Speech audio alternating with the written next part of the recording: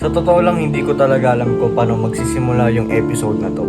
Sa gitna ng lahat na nangyayari, may mga bagay na tahimik na nawawala. At ako, meron sa aking nawala.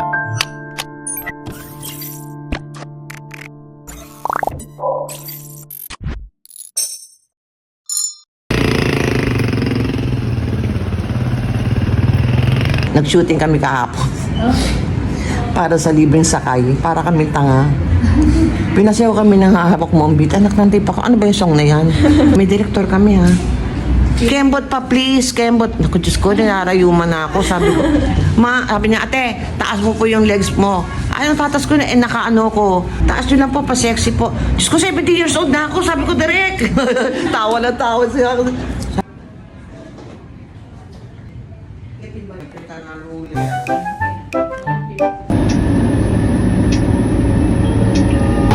Tara, pasok na. Sayang yung outfit mo. Nakakapagod o ikaw ang aking pahinga.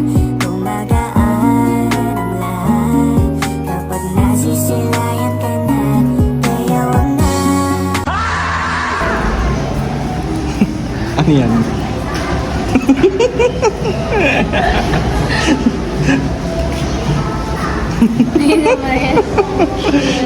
Ano mangyayari ba pag pinindot mo yan? Tutunog yan.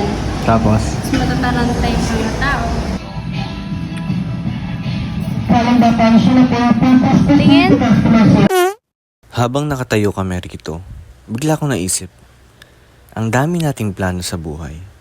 Yung mga gusto nating puntahan, yung mga gusto nating marating, yung mga bagay na lagi nating sinasabing mamaya na o sa susunod na lang. Pero minsan, hindi mo talaga alam kung hanggang kailan meron ka. Hindi ko naman akalaing yung simpleng paglalakad namin, paglalaro, at paghuha ng video sa kanya ay magiging memories na lang balang araw. Kaya siguro, ito ang realization ko. Hindi mo kailangan hintayin na may mawala bago mo ma-appreciate kung anong meron ka ngayon. Yung pamilya mo, yung mga kaibigan mo, yung mga taong kasama mo araw-araw. Kahit yung mga simpleng araw na akala mo ordinaryo lang. Kasi balang araw, yun pala yung mga araw na may mimiss mo. At habang tumatakbo ang buhay, siguro ang pinakamahalaga ay hindi kung gaano katagal tayo nandito, kundi kung paano natin pinahalagahan yung mga kasama natin habang nandito pa sila. That's just my baby dog. That's just my baby dog. That's just my baby dog. That's just my baby dog. That's just my baby dog. That's just my baby dog. That's just my baby dog.